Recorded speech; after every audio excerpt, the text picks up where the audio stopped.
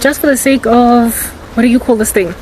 Like structure, you know? So that's what's good. We're just gonna be pacing up and down outside, but we're not gonna go out in the street, just kind of hovering about, because this is my structure, you know, and I don't want to change it.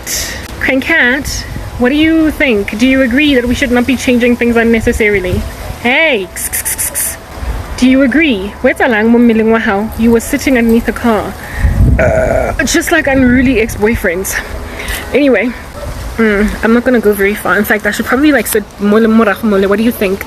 I wanted to come outside because, like I said, it's my structure. It's the thing that I got going. You know what I mean? Yeah. So and then plus bombs. Yeah, my pants are creased. We don't want anybody in these streets out here be hopping up and down, all up in like, oh, there's this chick, she's always wearing these creased pants on the street. So let's just not go to the street, you know what I mean? Anyway, yeah, no, what I was talking, I'm sorry, there's like a lot of wind. I'm gonna be probably inside his house very shortly by now. I just want to walk out, you know, like fresh energy. Anyway, where was I? I was talking about the unnecessity. Thank you. The unnecessity of ubutagati. Guys, it ruins for you. Do you understand? Yeah, let's sing it. It just, it just utterly decimates you. And I am doing this video as I am inspired by something that I watched on Netflix, and I should not have been inspired by it, because frankly I should not have even watched it. But before I even get into that, I just want to first create a foundation, and in case y'all know that I'm all about that business, I'm always creating foundations first before I speak lofty, concluding, feeling, end resulting messages. I always just start with like some stories to inspire some people, you know what I mean, to like not do a strange thing, because like what is the point? Lomoya lona that you can hear going bo bo bo bo bo bo. I apologize, ne? I just wanted to keep my my structure aloft, and I happen to give what they look like out there in the wilderness. And now you see wonderful zazoms. Deliverance, y'all. You need deliverance, people. I'm trying to create a case for your seeking out of deliverance, because like I said earlier when I was in the car, the inordinate hatred that you have for Christ and Christianity and my bad hair day is unfortunate. Moya ona is like, it's giving death spell. I'm kidding. Don't over spiritualize everything, Karabo.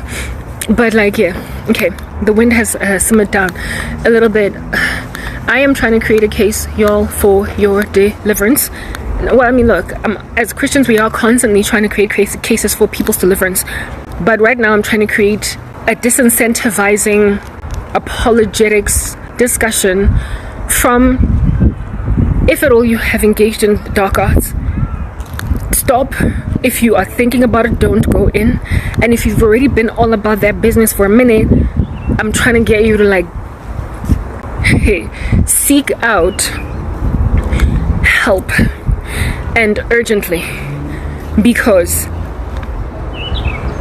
y'all have heard stories in the media, y'all have heard stories everywhere, social media or mainstream news media. This wind is threatening the audibility of my message, but I trust that you can hear me anyway. Of what in the world extreme demonic possession can do through people. I am South African. I live in a country that is the worst one to live in as a woman because of people's involvement in the occult. Yes, that's not what the news says. The news does not say that South Africans are as crazy as they are because they're involved in occult magic, but everything is spiritual. These things start from somewhere, and oftentimes when a country goes into moral decline, when a nation falls apart, at the seams. There tends to be something to account for it spiritually in the first place. Before a country is completely ruined, even in the scriptures, there tended to be a severity of idol worship in that land, like something that is tied to a spiritual decadence that is negative. Some spiritual, I'm saying, like something that people invested themselves in, that was the stuff of utter spiritual ruination. They tend to have been like with Sodom, they were spiritually ignoring a law, a rule. Love men as women and love women as men. They insisted upon sodomy, and their utter devastation then became a thing. In the days of Noah, the thoughts and intentions of mankind were evil continually, and then they were met with utter ruination. Ultimately, there tends to be some kind of issue spiritually in a country before it falls apart, socio-economically, socio-politically, whatever it might be, even environmentally, like, you know, as in creation groaning, natural disasters, the earth underneath that land sort of kind of giving, you know, landslides, earthquakes, hurricanes, whatnot. They tend to be tied to a spiritual challenge on the ground. And I use challenge very loosely because it is a euphemism in the worst way. It's more like a putrefaction, a spiritual putrefaction down in the streets. There tends to be something spiritual going on, a spiritual compromise of sorts. Do you understand? And the South African issue is the setting up of people for failure by using spirits in order to control them. Witchcraft. The African epidemic is sorcery. South Africa is no different, seeing as it is in Africa. There is a problem with witchcraft in this land, and it has been lingering for many years, ever since apartheid ended. Black people, and I spoke the other day about how it is that even white people are starting to invest in it, other races basically are starting to invest in it, have just gone out of their way in the new South Africa, in the new democracy, while they're busy trying to get their own right, because historically they didn't have rights and whatnot. Now they do. In order to acquire their successes, their lives, their desires, like I spoke about those earlier, right? They are sabotaging each other. They have become so crazy competitive that now they're using spiritual means in order to outdo one another. And it is white-collar people alongside blue-collar people. The poorest of the poor are doing it, including middle-class people, all the way up until the lofty, all the way up to the wealthy. They're doing it. It is no longer witchcraft that is the sport of poor people. It was that once in Africa, in South Africa. It was the sport of the poor at some point. Do you understand? Because poor people did not know how in the world under heaven to overcome their poverty, and this quick fix that is sorcery for them was just something that they very easily and quickly did, because, I mean, really, if this can give me money quickly, I'm going to do it. If this can give me this quickly, I'm going to do it. If this, now it's no longer the sport of the poor. Now it is the sport of, like I said, everyone. It has flattened that hierarchy. Everybody now is testing it. And so because everybody is testing it, the country's literally, there's a toxicity in the sky, some kind of a poison that has infiltrated the bones, the veins of South African citizens, and it is coursing, it is metastasizing. The poison is lethal, it's fatal. Absent of an antidote being administered, the country will die. And nobody appears to be staying hostilities against their own land with all this sorcery. It's unsustainable. People cannot continue in this fashion and us be a going concern, a thriving concern as a nation. Do you know what I'm saying? So the spiritual disease in this country, being sorcery, has essentially lent South Africa over to tethering very near, the end goal or the end result of a state failure, like a failed state. I keep saying witchcraft is like a state capture in South Africa, when everybody down in these streets is practicing it, all the way down from the lowest of the lowliest in society, living in a shack, or up until the presidents of the country, the government officials. When the lowliest man and the loftiest man is doing this, lofty men of which are involved in secret societies, they're Freemasons, while the lowly are consulting local sangomas from the shack down the road. When everybody's involved in the spiritual harlotry, it's a state capture. The country is no longer operating as it ought. The mind, the collective consciousness of the country is no longer in one accord. We are not doing things as we ought. We don't have cognitive autonomy because we are made to make decisions in a tandem with the spells that are operating. There is a spiritual chaos in the sky. There is a spiritual chaos in the sky that, like I said, a collective consciousness that is being altered. It is being manipulated by spells. It is being manipulated by spells. And so because it's being manipulated by witchcraft spells, it is not going in what is the self-preserving best interest of the country at large, but it is going in tandem with unique individual selfish desires of people on the ground. Whatever your next door neighbor decides ought to be your end goal, your end result, you will do, things will be manipulated around your life in such a way so as to make that a reality. And so when you add a multiplier to it, and you've got millions of South Africans doing it now, including those that are in the highest of the echelons of society, like I said, municipal councillors, presidents, when you have got leaders of organizations, CEOs, right next to the dude in the call center, manning reception, the lady manning reception, as well as the cleaners, when they're all doing it, the national collective consciousness is altered to the whims of lay Janes, lay Joes, lowly, lofty, it does not matter, to alter the general overarching sentiment of a country. It is changing the heart of South Africans against their God. That's what I'm getting at.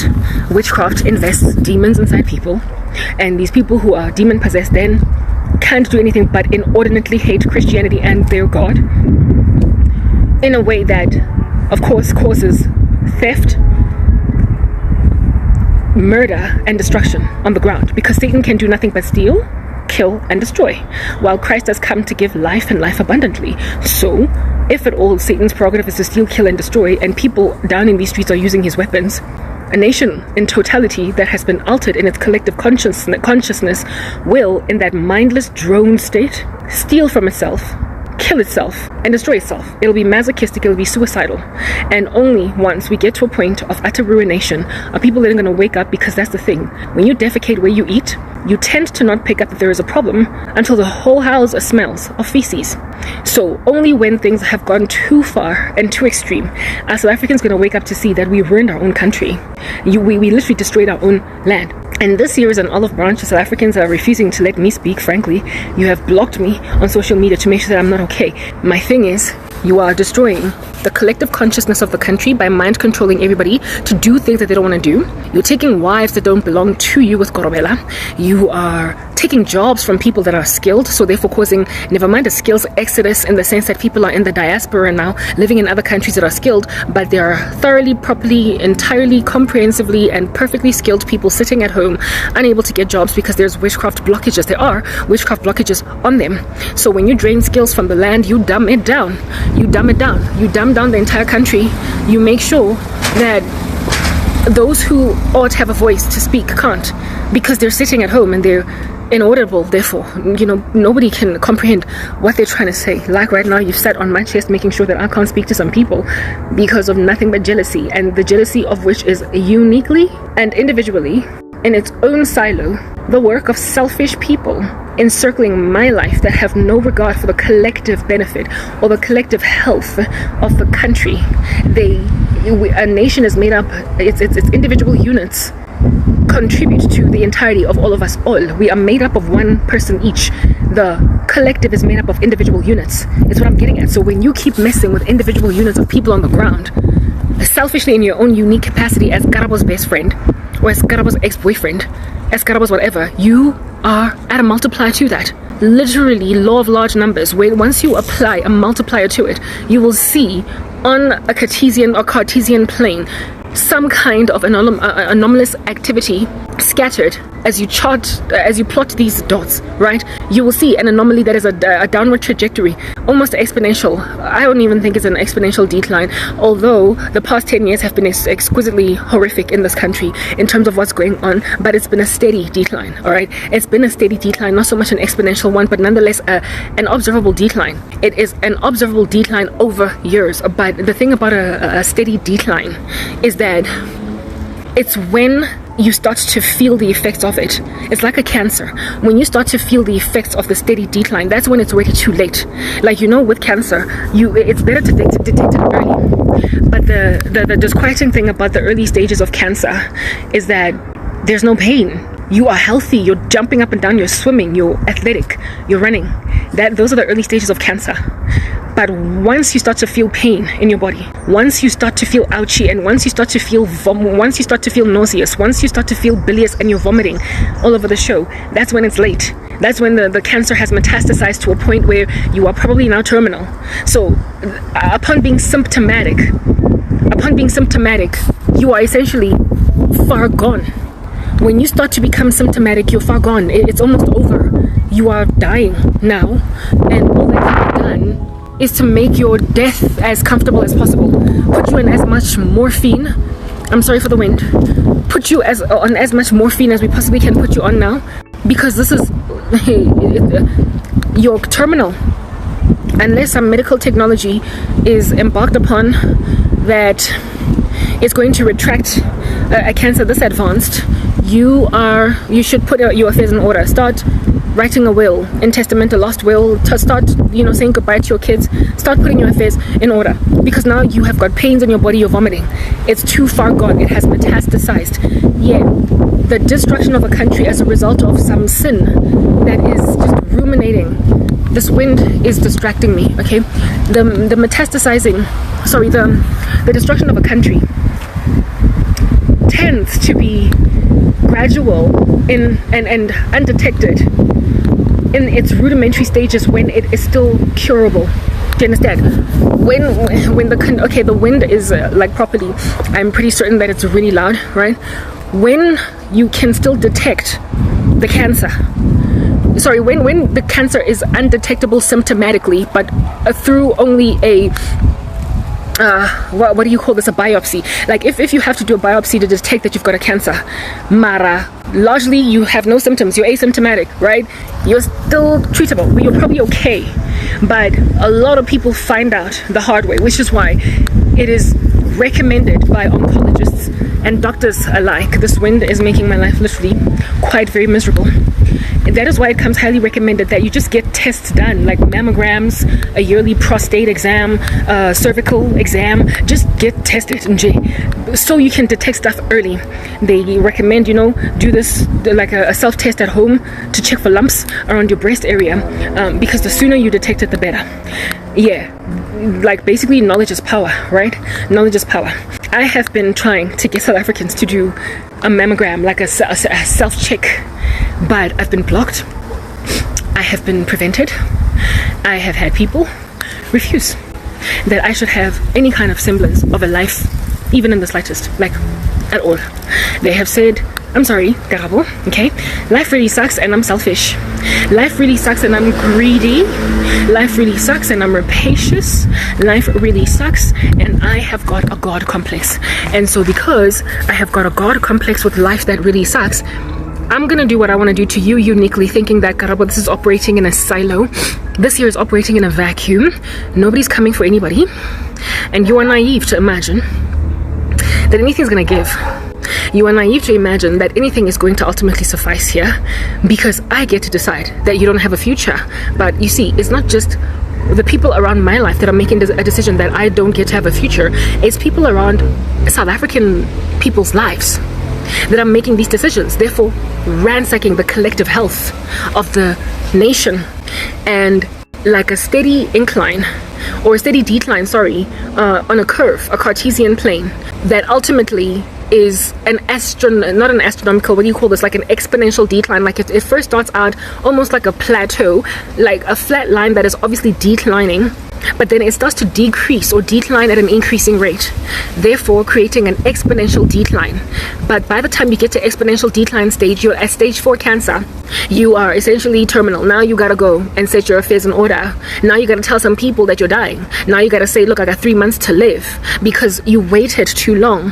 However, doctors out here in these streets have been counseling you, saying, brother boy, sister girl, do a mammogram, do a cervical test, do a pap smear, do this, do that, water fish paste, so that you can detect stuff real nice and early, and so therefore start going for treatment, and so therefore retract and enter into remission, so the country doesn't die. A failed state is made up of cancer type spreading activity.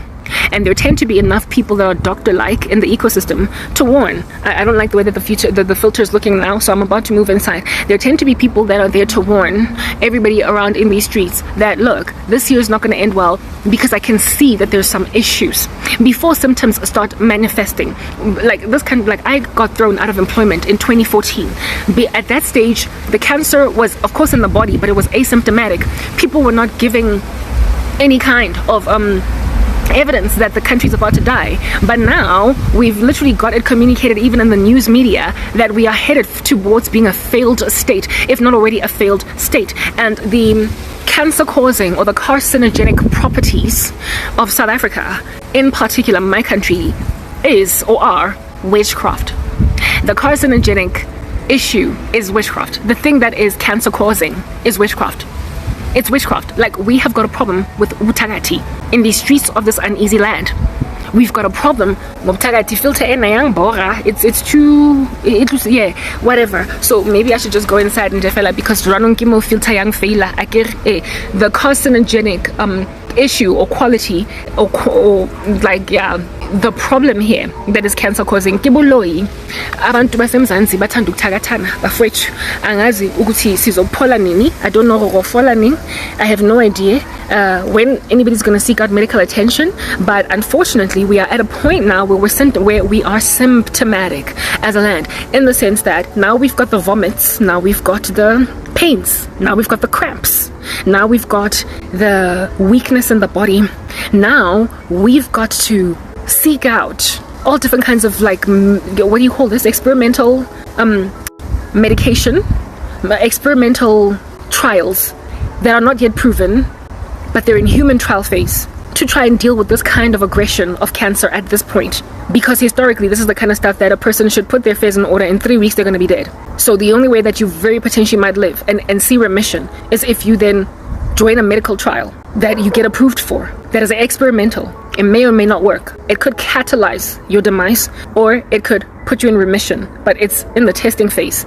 So even the recovery then of this individual that has got the cancer is not guaranteed, but they've got to now lean on experimental medication, whereas before it was perfectly treatable because, like I said, you done did that pap smear, you found it early, and so now you're in remission. Let me go inside because I don't like the way that this filter is giving. Okay, yeah, okay, so we're done not done communicating. I'm in now. I'm inside. Hallelujah. Hope you're good, peachy, stellar, and in a neat little bunch. I was speaking about how it is that the carcinogenic property in this country is witchcraft, and we see it. It's everywhere. Like the symptoms that are now starting to manifest, because we are now already on a downward spiral that is exponential. It appears we are done for unless some kind of experimental trial gets done on us. We are properly just not going to make it. We see it, like, if at all this country is not already, it is certainly headed towards being a failed state. And if you look at countries like Haiti, like, everything has a root cause. Like, these nations that end up so debilitated as they are, there is a root cause. Let's just have a brief discussion, guys, about nations that are obviously failed states, or they're just struggling to cough, all right? They're struggling to breathe. As countries, there is an observable spiritual harlotry of sorts in that country. There tends to be. Haiti, they're besotted with voodoo. And the level of education there, alongside mental acuteness or awareness of the people on the ground, is so lack that literally don't nobody know how under heaven it is that it is able to continue to thrive as a nation. How people are able to wake up every day and do anything at all because of how it is that basic understanding is just limited in children all the way up to the adult population. If you want to do anything with yourself in Haiti, you literally have got to leave. You gotta move out. Evangelists get killed when they go there. There's just all these issues, and of course it's being run by gangs. Some years ago, there were even rumors of these gangs being cannibals, eating people. Like, it's just, what is the problem? Just like with South Africa, witchcraft. Just a witchcraft state that leads to corruption. Before the destruction of Sodom, there was an issue with sexual immorality in that particular state. Nations that tend to have problems socioeconomically and sociopolitically, to a point of being failed states and irrecoverably so, no matter how much international aid they get, no matter how much people try to intervene, etc. There tends to be some kind of spiritual disease in that country that you can identify that makes them dumb. It's like the collective mindset of the people is such that it is self-destroying. It is obviously taken over by an entity, a principality, and it's running the outcome of people's lives. It is controlling how the country in totality functions. The leadership tends to be exorbitantly corrupt as well. There tends to be a break away from the God of the universe, what he has created us to be, who he has created us to be, how he has created us to be. There tends to be a breakaway from that.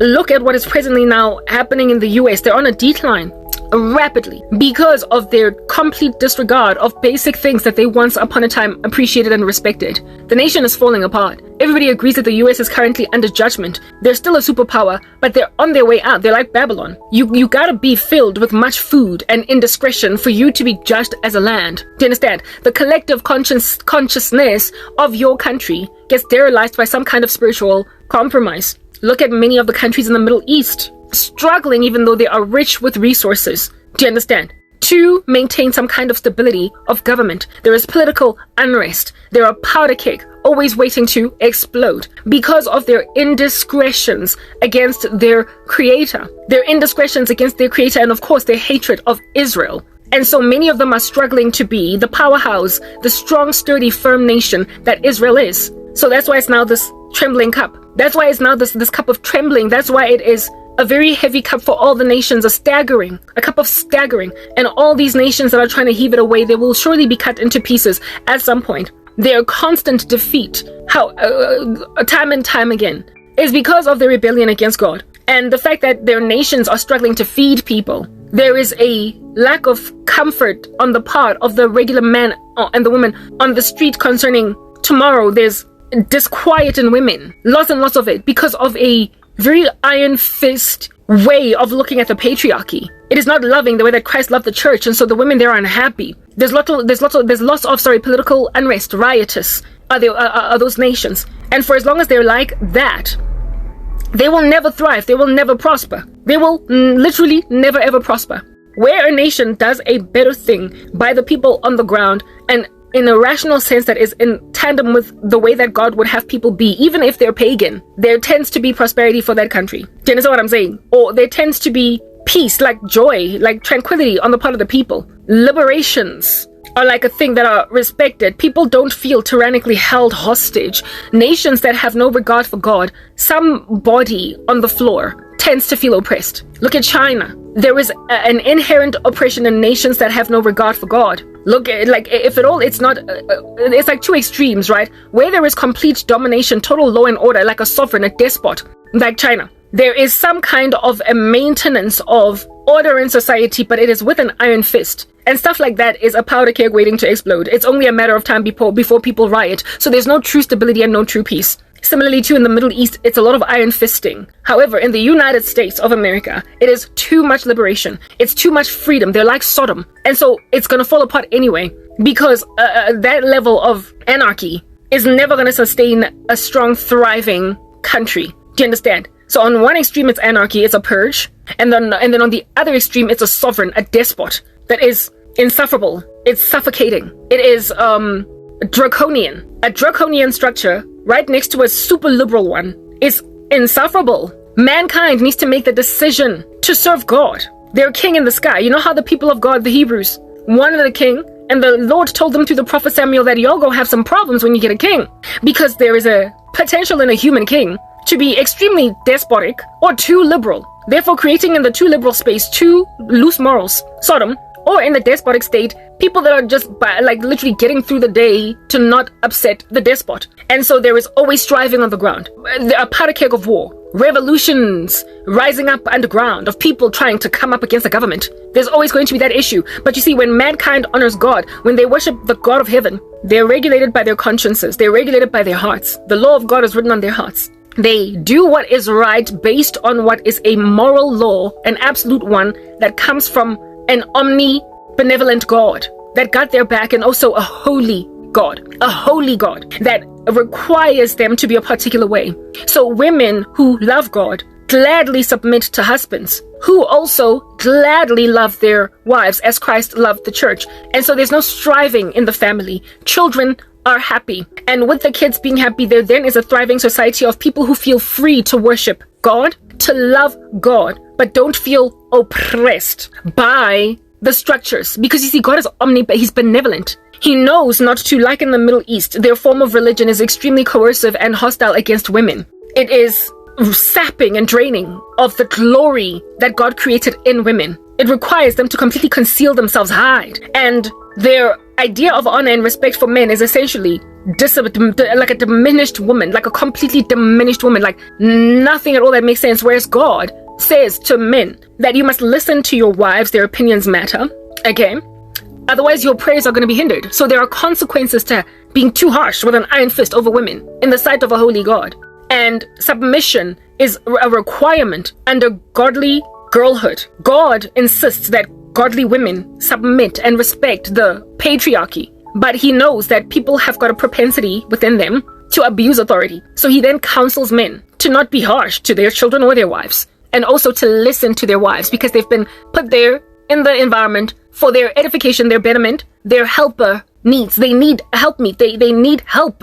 Otherwise they would not have been created. So therefore, a man that feels like, you just shut up and be barefoot, pregnant in the kitchen and do nothing but, that is not a helpmeet. That is a woman that is a robot. That is a Stepford wife. And I mean, we all know what happens in the movie Stepford Wives and the Revenge of the Stepford Wives. Whenever there is a despotic regime in operation, there will be a revolution underground brewing that is ultimately going to attempt to coup the structure in question that is oppressive. That's why the women's liberation movement happened against men who are abusing authority. It created feminism out of women. It made women despise the authority of men when they would have loved it if only men had been responsible in stewarding the authority God had given them, right? Nations that are Christian, truly born again, like nations that love God, get that. So even though godly women are happy to submit under men, they understand that they are not under a tyrannical iron fist. And so it is a glad obedience, a glad submission, a willing and a docile, glad submission, because it is a loved submission. It is not a coerced submission. When people gladly worship God, happily embrace him, there is peace in society. And a benevolent God knew how to create the balance between awarding authority to a leading structure, with also that structure not being so oppressive that people underneath it would rebel. God was so perfect in his design of the human ecosystem that he knew how to create a perfectly balanced environment that is harmoniously obedient to him without striving. But of course, we fell apart. So women are now making idols out of men. From now on, your desire will be for your husband, while men are creating iron fist despotic households. And the result is just this like Shaka Zulu violence, a deal where women are rising up now to march, and kids are entirely disobedient. So it's like I said, chaos all over the show. So that's why things fall apart in nations like China or even the Middle East, where it is that there appears to be a very strong order, like a gavel, like an iron fist authority, but there's still no stability. Like in those countries, there's still no order. That is why nations that are Christian are literally the most successful on the earth. Nations that historically, like nations that were strong in Christ, have always been thrived. The Lord gave them superpower status. It started out in England, right? In the United Kingdom. They fell apart, and then it was given to America, and they're now presently falling apart. Nations that have respected God's precepts, there was peace. There was true order. There was true tranquility. If it is possible, live at peace with your fellow men. Nations that have honored God, loved God, have tended to be democracies, and they have also tended to award religious freedoms to everybody else that is not Christian. Everybody else that is not a Jew. The Lord has given them religious liberties. Not the Lord, sorry, but what is this? The Christian leadership therein gave them religious liberties because they understood what tends to become of a country when you despotically and dogmatically insist upon one particular religion. There will be striving on the ground. God gave Christians wisdom to award in the nations where they established a Christian ethos, religious freedoms to everybody, because that's how God is. It is written in God's word that he stands at the door and he knocks. And if anybody will open for him, he will then come in and dine with them and sup with them. Take my robes upon you, be clean, that you might be acceptable in my sight. He gives people an opportunity. He says, behold, I give before you blessings and curses, life and death. Therefore choose life. He does not impose it on you. He doesn't force it on you. God reigns rain, right, on both the wicked and the righteous. They both harvest because his common grace applies due to the fact that God Almighty is not a despot. He wants glad worshippers of his person, not forced ones. So in nations where he will thrive a country, he will thrive them because they largely worship him, they want him, but he will also award everybody else that's not interested in him liberties. So such countries are easy to live in. Everybody seeks refuge in them. They're trying to move over there because there's freedoms, right? Everybody is out here trying to live, was at some point. Now things are right. The world is turning upside down. Everybody was at some point trying to live in the UK. Everybody was at some point trying to live in America. Everybody, countries in Africa are always just trying to move into South Africa. People therein, the citizens, because of the freedoms, the democracy that South Africa is. Nations that award religious freedoms tend to be Christian and successfully anyway. So China claims to have religious freedoms, but look at how they're trying to change the Christian Bible. They're trying to force things down people's throats. They are, nations that are truly Christian, like founded on Christian principles. They're the ones that everybody else is out there trying to find refugee status in, asylum in, because of the fact that God has given wisdom to the Christians therein to not be despotic with religion, because he explained to us thoroughly in his word that there is no time in this entire existence of the earth where there will be complete righteous reigning but for the 1000 millennial reign of Jesus Christ, where I'm going to establish a righteous reign with indeed an iron fist, where I'm going to insist upon me being the one true worshipped God. But before then, you're not going to succeed as human beings to bring the kingdom of heaven on earth. I am the only one that's going to bring it on earth. What you are to do is make disciples of all nations, evangelize as many people as you possibly can, that they might come and reign with me righteously for 1000 years. But before then, there will be resistance, there will be a sword. I have come upon the earth not to bring peace, but a sword. So in countries where you have conquered as Christians and you have won the battle, you will establish a Christian ethos. But in it, you will not insist. He literally gave us wisdom. You will not insist that people all be Christian, because then on that day, you're going to create no different a despotic regime like that which exists in the Middle East, in China, certain portions of the earth, where it is that people are not truly happy and a revolution is brewing. It's only a matter of time before stuff gets overwhelmed because people are unhappy. Do you understand what I'm saying? Yeah.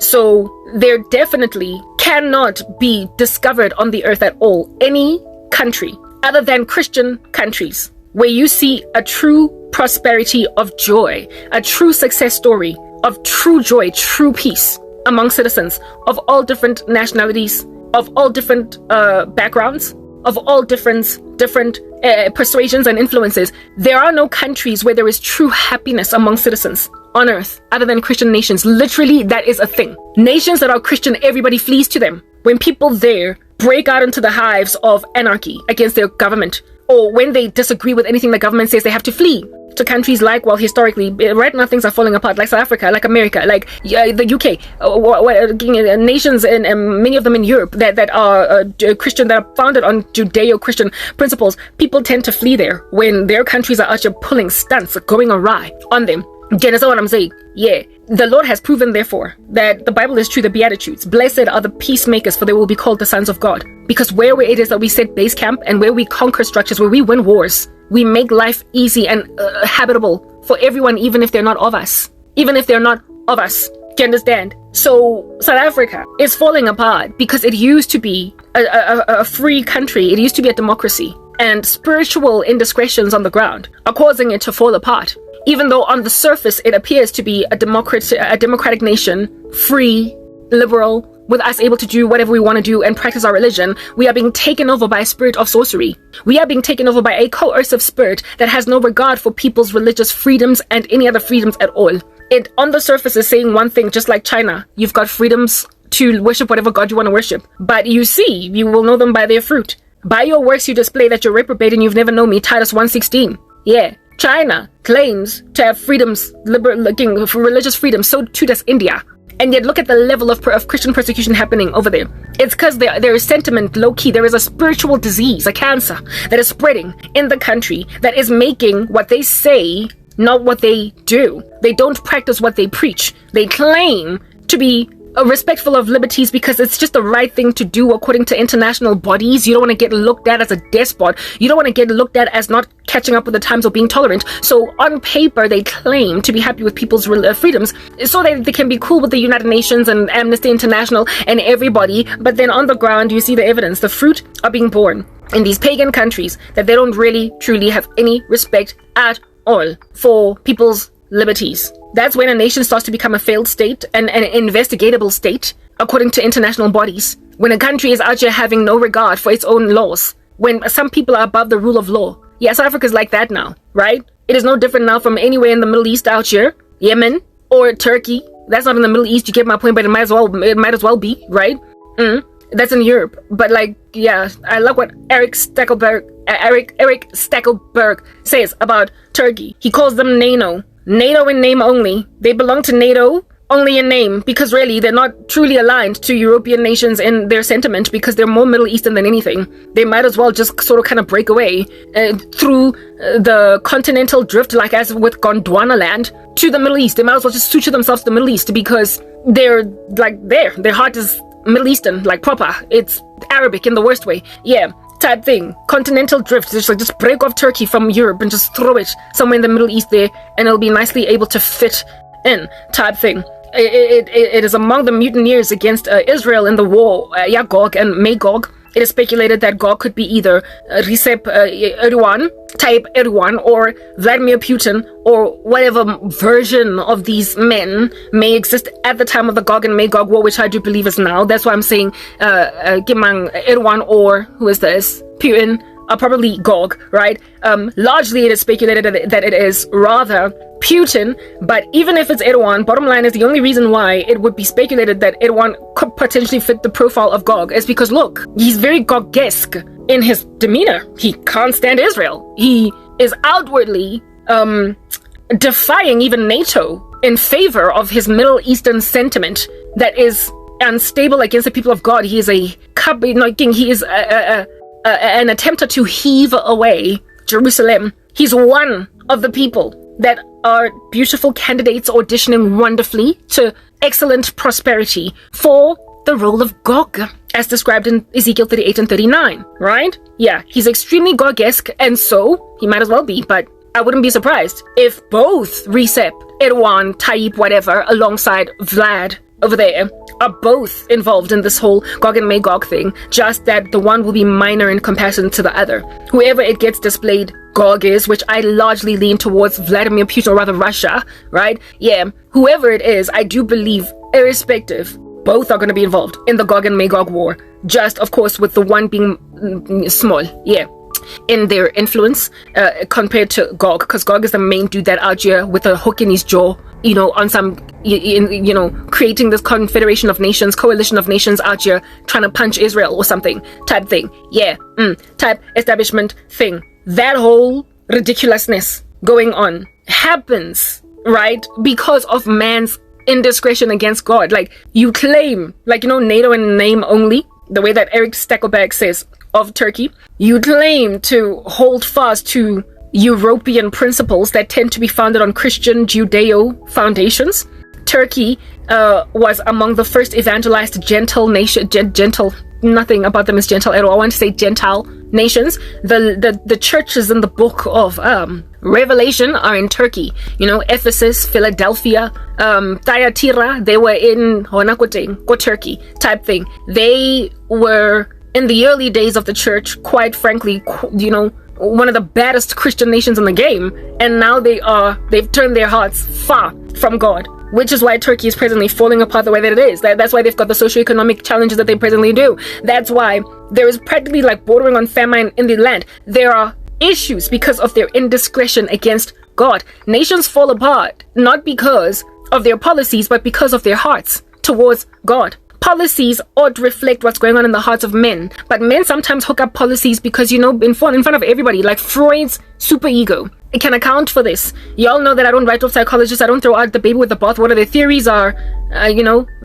misaligned, theistic theories. They don't want to admit God, but they're largely right in diagnosing certain things. It's just that they're not prepared to admit that God is at the very be-all and end-all of the source of the core of everything. They just stop halfway, and so they tell people, go with your most basic instincts, your most carnal base desires, do what you want kasinjalo. They're not wrong. They're not wrong when they say we're just like that, we're base as human beings, so might as well just cave into your most carnal desires. We are born depraved, dead in trespasses and sins, but the Bible says you need to put to death the spirit by the Holy Spirit, the deeds of what? Your body, this depraved nature. You can't just run with it. So Freud and everybody gets to like halfway of the mark to realize that, okay, we're rotten, so let's just fly in the rotten space. But God finishes it off. He helps people get the full cycle. I already explained this in one of my other videos, right? Speaking about how it is that psychologists and theorists in this area are like undiagnosed theists. They are insincere theists. They are unfinished theists. They are embryonic theists. They are fetal theists. They want to be godly, but they just don't finish the job. They abort the story somewhere along the way. Yeah, but what it is that they come to the conclusions concerning their inferences, you literally can find foundation, getting their baseline in the Bible. People just don't want to finish the journey with God. That's what I'm getting at. All right, cool. So I don't throw out Freud's theory of the psyche because he's onto something, and he uses that superego thing. The whole thing with the superego, basically society's view of you, causing your behavior, therefore inspiring your behavior because of man's inherent desire to be approved by fellow man. It regulates us. We regulate each other by the observation of what we each consider behavior that is acceptable in society. So we fashion our laws around our sentiment about what something ought to be, evidencing that foundationally we have got the law of God written on our hearts, such that we all come to consensus about what is right and what is wrong without anybody actually telling us. We just get it because the law of God is on our hearts. That's why they don't finish the story. So Freud's theory of the psyche suggests a superego, right? He comes up with this whole theory of the superego, saying that our behavior is modeled by this view of what society thinks of us. So insofar as we imagine that people are going to frown upon something, we don't do it, or we outlaw it. And if we imagine that people are going to look gladly upon it, we then make it legislation, we then make it a precept, we then make it something that we ought follow, etc. type establishment thing. So just based on the potential perception of humanity, people, what you might call this, then come up with laws. They come up with laws for their countries. Like, you want to be embraced, you want to join the United Nations. You know how I was going to call them Palestine, but it's not Palestine, it's Philistia, like whatever. I am pro-Israel. Let's just put that out there. We're not even about to get into this little wrestle in a cockpit. We're not doing it. But whatever. Let's just call them what they want to do. They want to be members of the United Nations, right? They like Hamas is whatever. They went and applied there to be members of the United Nations because they saw that the United Nations is out here happy to embrace them and humor them. What a fish face. So too did, I believe, Iran, right? Sort of kind of applied to be members of the United Nations. Historically, they weren't. I don't even know why. I'm not really sure why they went there. Type establishment thing. But I mean, in order to be a member of the UN, you sort of kind of have to have some kind of a moral code, right? You have to have a general a humanitarian heart or a flair. But we all know that the UN is out here being diabolical and nefarious. It's not the kind of stuff that it started out being. The initial founding principles of it are fallen apart. They are now anti-Israel, where before they were happy to love Israel, because that stuff is going to happen in the last days. The 10 kings are going to hand their power over to the Antichrist, and not that I believe that the United Nations are the 10 kings, but they are the foundations of it. They're the makings of it. They will spur up from this kind of coalition of nations with one another, being in a one world government-y type setup establishment thingy mabobby. The United Nations, having started out really meaning well and now they've gone awry, type establishment thing, in order to belong to them as a country, you sort of kind of have to have a sort of moral code of ethics. You know, you have to qualify based on what is observed as your qualifiability as a country. Your qualifiability as a country to be part of the United Nations, right? You cannot be like a whole hard knock, hectic, despotic regime that is kind of Hitler-esque, hating all things beautiful and, human sanctity. You can't belong to the UN. If at all you're a country of that crazy nature, you will be ostracized. You will be, like, you get my point. You will be a, what do you call this thing? A pariah. You will be like North Korea. North Korea cannot belong to the UN for obvious reasons. Do you understand what I'm saying? So, if countries want to belong to the United Nations or even bodies like NATO, right? If they want to belong to such bodies as these and have any kind of influence, voting power, yeah, they gotta look good on paper. So what do? They come up with legislation, policies, etc. that will get them approved by the UN as a country that can belong to the UN, a country that can have an influence in international courts and wada fish paste. They'll do that on the surface. Because it just makes sense. Because that's the super ego. You are regarding what other people think about you, what is right, what is considered right. That's why humanity, you are without excuse, for crying out loud. When you sin against the God of the universe, you're without excuse, because there is just so much going on in these uneasy streets of ours that evidences that we all inherently agree that the absolute law of God, right? The absolute truth of the law of God is true. Because we, as humanity, suck up to it. Even though we are disloyal to it, we suck up to the absolute truth. Even though we're disloyal. We suck up to the absolute truth, even though we're disloyal. By sucking up, I mean we fashion legislation in tandem with the absolute law of God, and then we sin. We ignore it. People are now above the rule of law. We come up with government. We fashion our legislation, if at all we want to be embraced by international bodies that are in kumbaya with each other, to God's law. What did that? The law of God written on our hearts. Freud calls it a super ego, but we call it eternity's been written on your heart. We call it the truth is absolute. We call it it's chilling on your ntlizio, and you're ignoring it. You're ignoring it. But we see that you know that it's there, because look at your nation's legislations. They are eerily tending towards what God would rather have you do as countries. And nations that have fashioned their constitutions and their canon on largely the Bible and honor it tend to be those democracies, for crying out loud, where people flee to when everybody's out here shooting them dead. Countries that are free, that people run to when they want asylum. Woo-wee, katse ele, ne?